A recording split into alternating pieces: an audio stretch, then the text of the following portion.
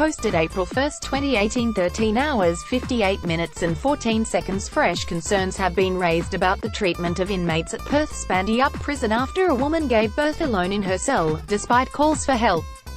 The woman, whose age is not being released to protect her privacy, was 36 weeks pregnant when she gave birth last month, alone and without pain relief, after staff were unable to open her cell door. A spokesman for the West Australian Justice Department described the incident as extremely rare. Pregnant women are medically assessed when received into custody and provided with ongoing prenatal care and support that are commensurate with health standards in the wider community, the spokesman said. He said the birth was unexpected, and the woman gave birth soon after going into labor. Staff acted as soon as they could to manage the unexpected birth, he said.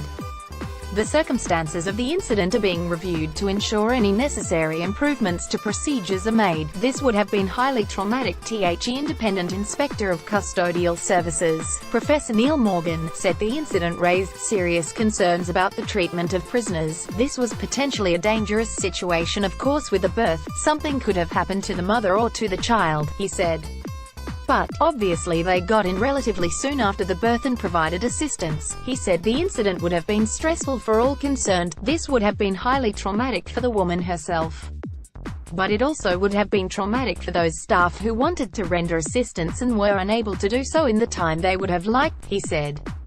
It comes after concerns were raised last week when it was revealed a 20-year-old woman was transported from the prison to a mental health facility while she was naked, bleeding from menstruation, and in severe distress. Absolutely outrageous. A prison advocate, Dorothy Goulding, was angered by the recent events at the prison. This is absolutely outrageous.